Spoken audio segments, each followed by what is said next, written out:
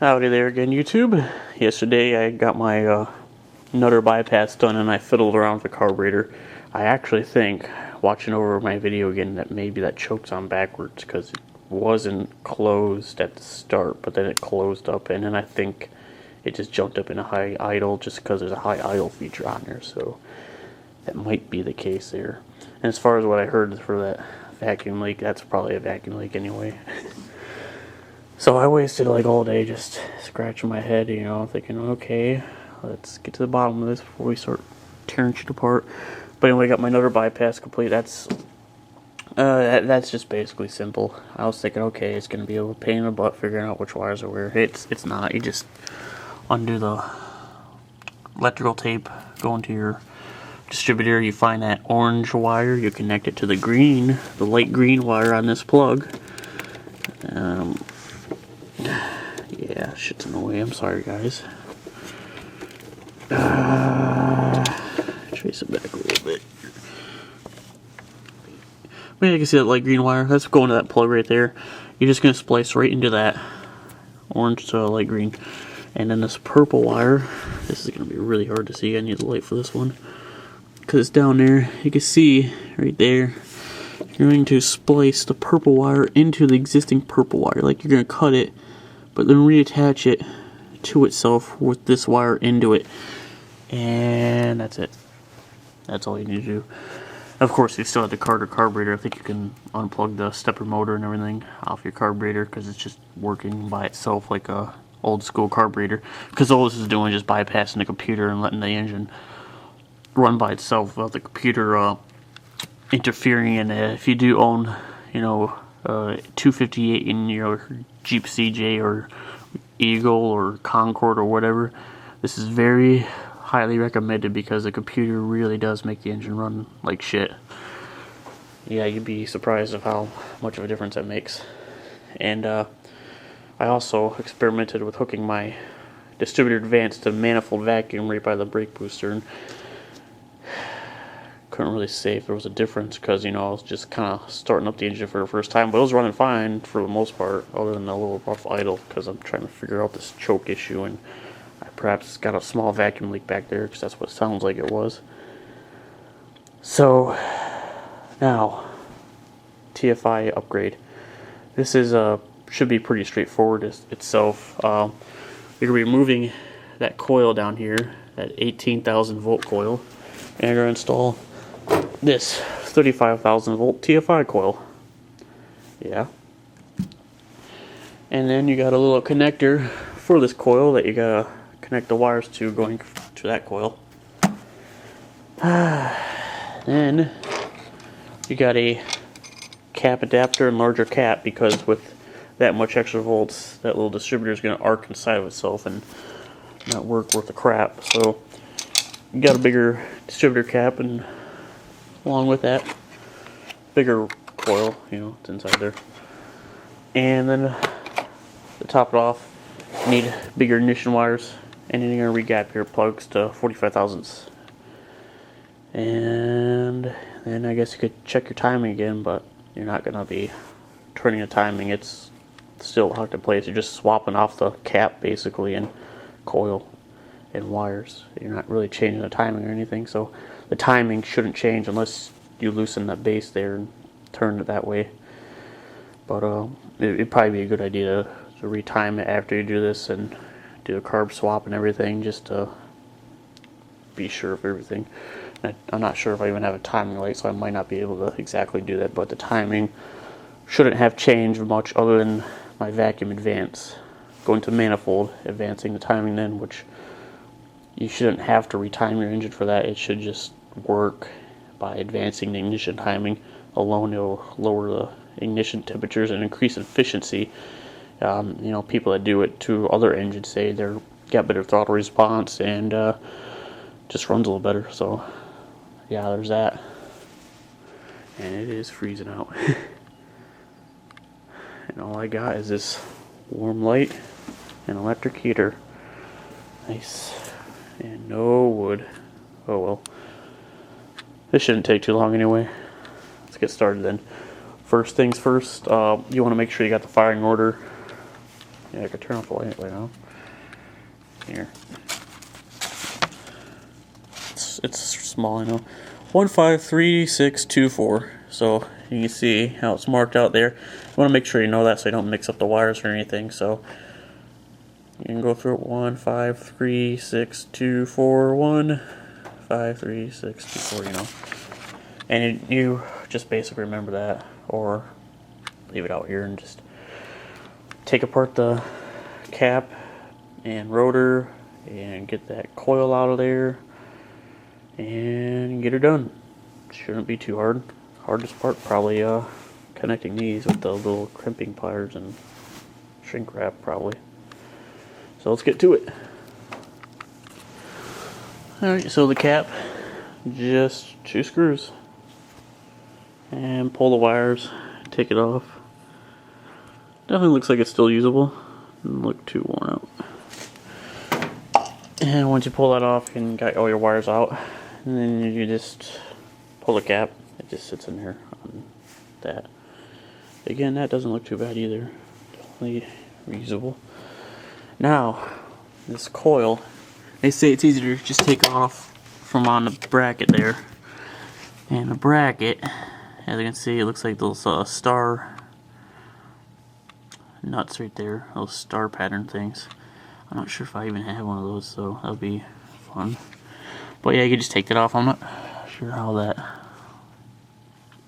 wire all in clips there, but I'll figure that out once I pull it out and tell you guys through this video or something.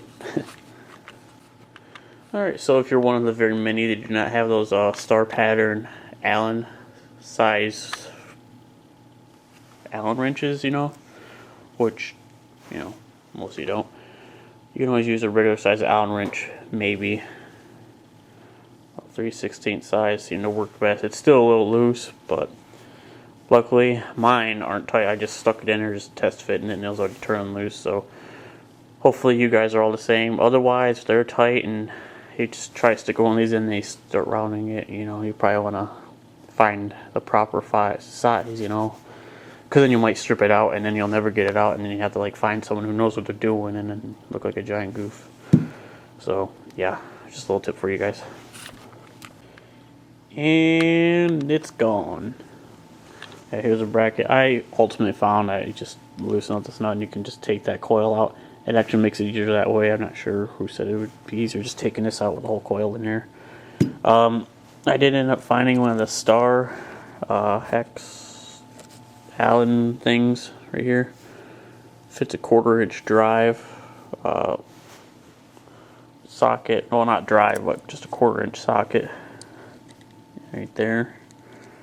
You know, but there's not much room to work around this thing because you're kind of like going at it sideways like so. So what I did is I kind of like stuck it in there sideways just to break it loose because it was tighter. And I had one of these tiny ass wrenches and I just worked it out. Anyway, there you go. At this point I'm going to clean up because these valve covers leak like crazy and this thing's covered in oil. My coil was covered in oil, so I'm going to clean up. Oh, and that's a little plug that just slid off, so pretty simple with that. So I'm going to take my time here and just start cleaning up this area. Holy crap.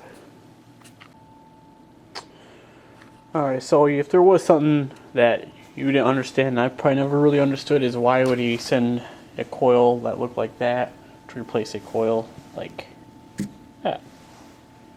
Because it's definitely not like the stock bracket. It's not going to do any good for you. I mean, I kind of test, see if there was a possible way where I could bend the shit out of it in different ways that make it work, and it didn't look like it's going to work anyway.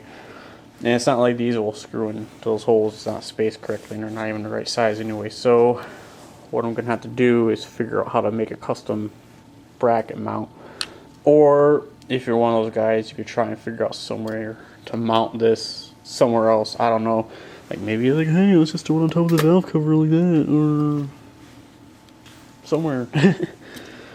So yeah, this will take a little bit of figuring out. I know I had brackets of stereo stuff sitting around that I could probably use and bend up a little bit and create something to hold it on there. So because it shouldn't be too hard. I mean, you're basically just needing 2 holes, so I mean 2 of these screws can, well actually probably all the screws can go, and you can cut these top 2 down and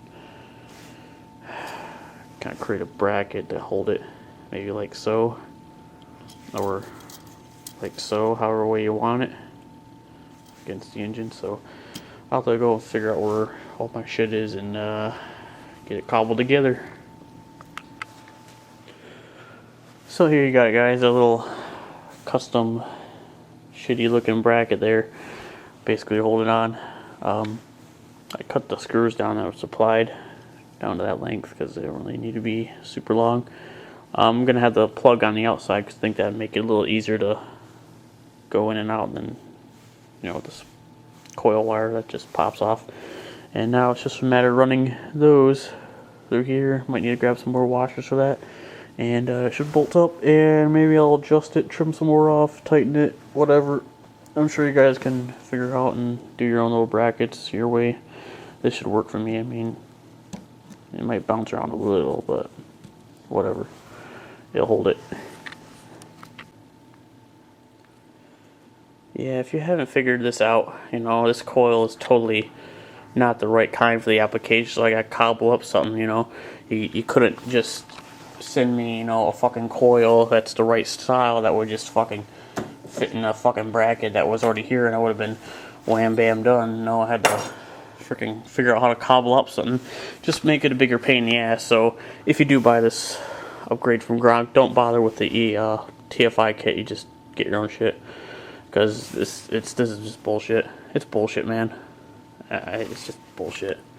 I got fucking tinker around with this for like hours just trying to get this thing fucking fit in there right, because the fucking coil's all got the shit blocks on the side here. Come into contact with all this shit, and I'm not even starting to wonder if this thing's gonna even fit without fucking contacting that fucking coil you sent me there. So yeah, awesome pain in the ass. Awesome. Yeah, that's pretty much the bracket right there. It looks like shit, but goddamn. Now I'm just worried about my distributor cap actually fitting. I mean, dude, you just couldn't give me a freaking regular coil to fit in there. You gotta come up with that thing, and that's just a pain in the ass to deal with. I mean, it's gonna be close. God damn it. Awesome, buddy. Just awesome. Well, alright then. It fits with the large cap adapter on there, but it's close, like I said. Now, I guess I understand you trying to provide this coil so you can provide that coil socket to make it easier for us to wire it in, but at the same time, I mean, let's take a look at a coil. You got a couple connections here. You know, you could have just sent a regular coil and then we could have just wired it in like you would a coil. I mean, after all, you can say, you know, hey, do your nutter bypass, so a coil should be no problem either. It would have made this job easier, I think, rather than cobbling up that mess. Just saying, that's frustrating as hell. Anyway, that's how I got mine to fit. You'll probably have to do something pretty similar or remount it somewhere else completely different. So now I'm gonna finally get to wiring it in, I guess.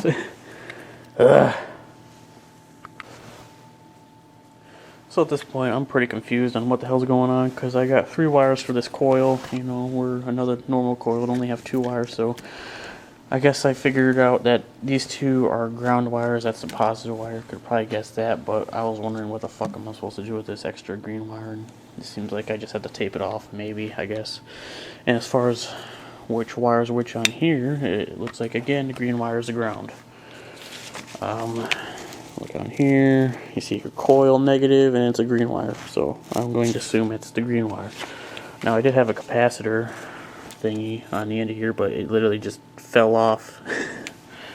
Shows how awesome that was holding together, and is now sitting down there. I guess I will scavenge that and keep that along in case. I don't think there's really any saving it at that point.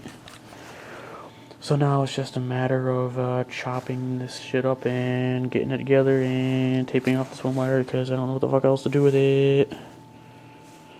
don't think it really serves any more purpose anymore. Maybe for a forward, but not here.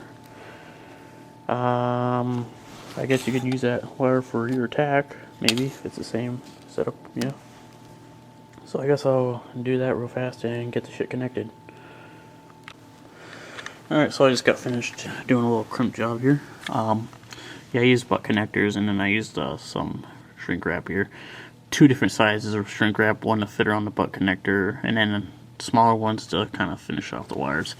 So I just went ahead and figured, okay, these are both ground wires. I guess one of them was meant for a tachometer and a forward, so I just went and threw that in there. And the red with the blue should be power. Maybe. We'll find out, I guess. And if it's not right, I will call it a day. Bitch online until I figure out what the hell is going on here. Because this was supposed to be the easy coil connection instead of like a coil with just negative and positive. So we'll see. I mean, all I need is just a fucking paper telling me which fucking wires are which. Is this power? Maybe. These grounds? Maybe. That's all I need. So the rest of that distributor just cobbles in easily. It's all notched, so it only goes in one direction. If you do want a little tip, you know, your new one will probably have the #1 cylinder marked, and if you remember, that's where the #1 cylinder was earlier. So yeah, last step is to remove all your spark plugs, because you can re-gap them to 45 thousandths. So if you don't have a spark plug gapper, you can always use a feeler gauge maybe, or you know, just get a spark plug gapper because they're cheap as fuck. So yeah, that's all you gotta do. Reconnect all your wires in the correct order and try it out. And yeah. Alright, so after all that, it's just a matter of getting your new spark plug wires figured out. You know, which size you want going where and everything. It doesn't really make it too much of a difference. For the most part, it's gonna be a little messy unless you cut your own wires to the exact right length for your engine, or maybe you can find some with a good set of wires specific for this engine, more or less. But these work. So last step is to reconnect that battery, which I hope you did before we started all this. I'm sure you realized your mistake at some point when you cut open that wire, maybe. So yeah, I'll just give it a test fire, I guess. Alright then guys, let's go ahead and fire it up. Got the battery connected. See if I got that coil in the correct way. And we'll open this door and we'll enjoy it. Rough starting because the carburetor is not really all hooked up totally correct yet. So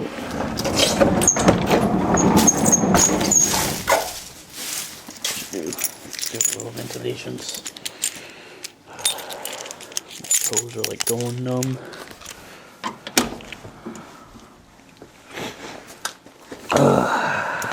Holy, burst into flames. We're done, fuck it.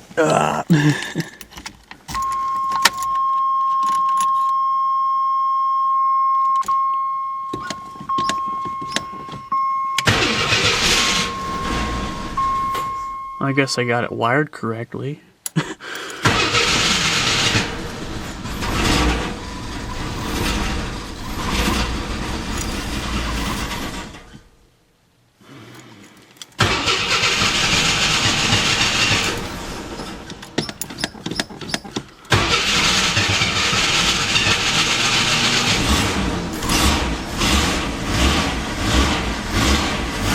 I think I might have that choke on backwards is why.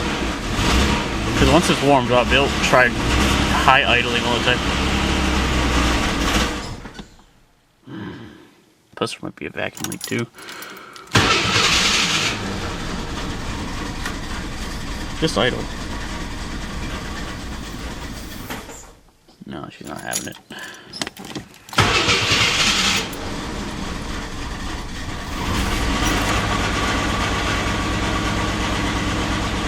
I mean, it's running.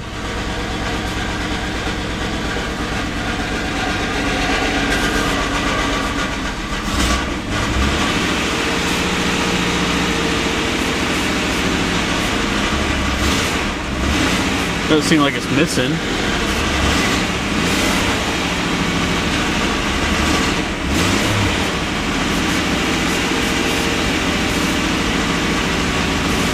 It's choosing.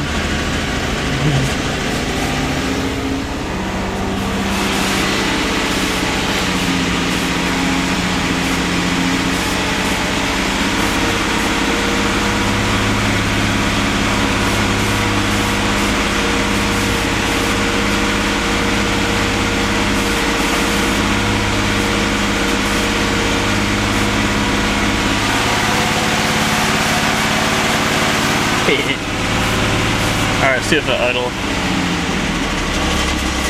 Nah.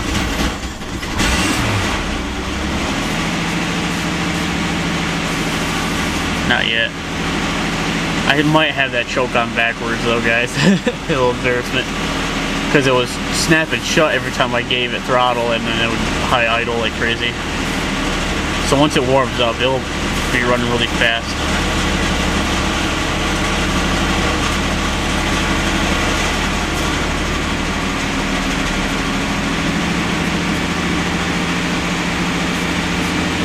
But I guess that ignition swap was a success because it doesn't seem like it's missing. It's running. So I got that coil hooked up right then. I just wanted to idle so I could take a look at it, make sure none of the wires are smoking maybe. I doubt they would be though.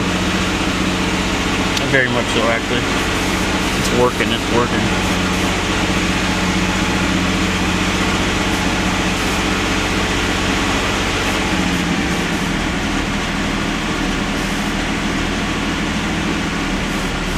Come on, just idle.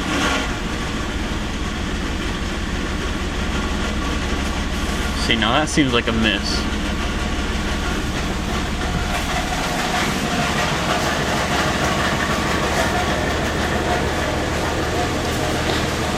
It's just running so rough.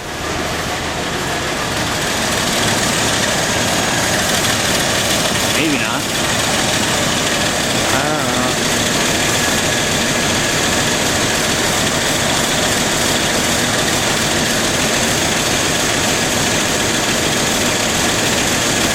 Got it idling now though. You hear the hissing on. That's gotta be a vacuum leak. Somewhere back there. That's probably why it's running a little rough. I think I got the ignition done right though.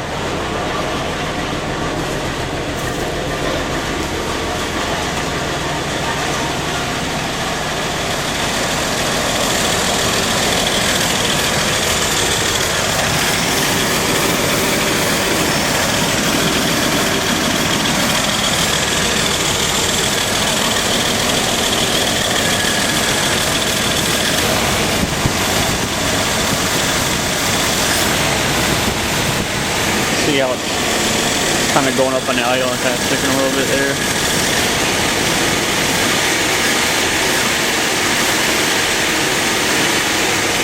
Oh, maybe it's working now.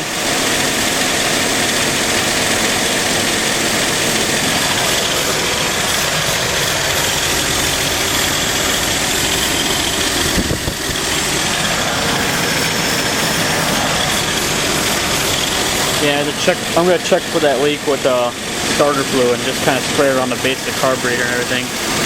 But for now, it looks like I got that ignition swap done right.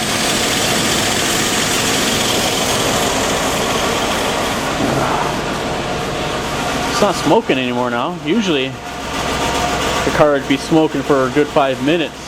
So I think that's an improvement so far, without really even having it run totally correct yet. So it just shows you how much junk this engine had to like live off of. I do got that manifold vacuum going. Most people go ported, so it's got a little bit of advance going right now. That should help with the cold starts too.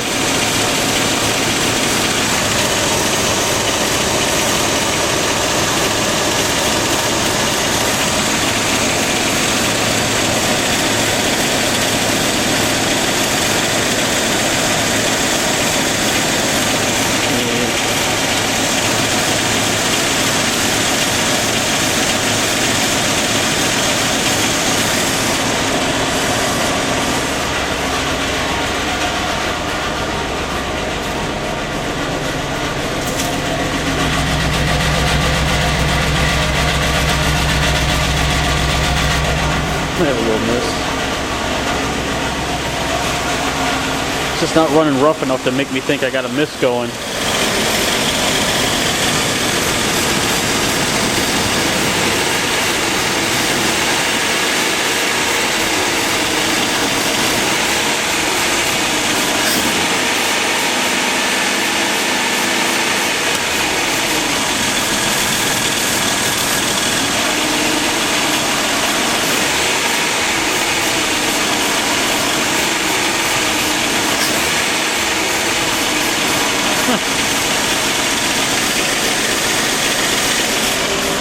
Well, yesterday it was just trying to stick up on RPM.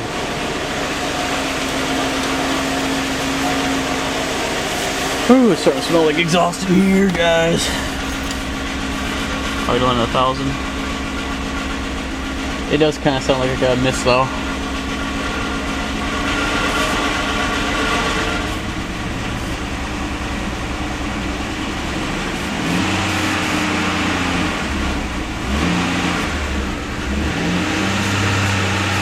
But there, it sounds like I'm running all cylinders. See, there's that high idle.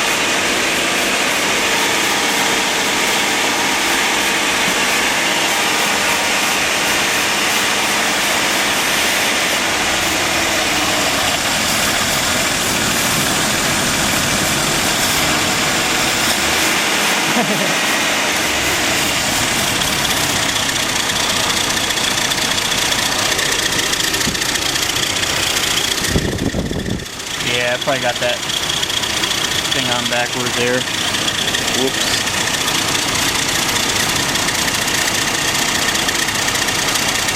That sounds like an old Jeep.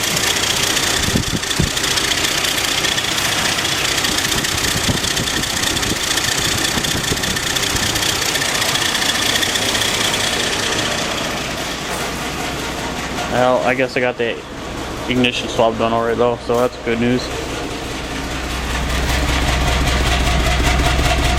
Bit of exhaust slope going hit.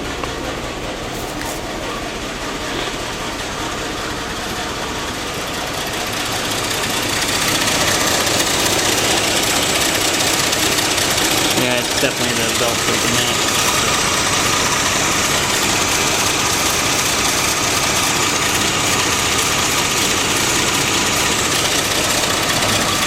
Alright then. Ignition swap success. I'm gonna have to clean up and go inside because I'm fucking freezing. Thanks for watching, guys.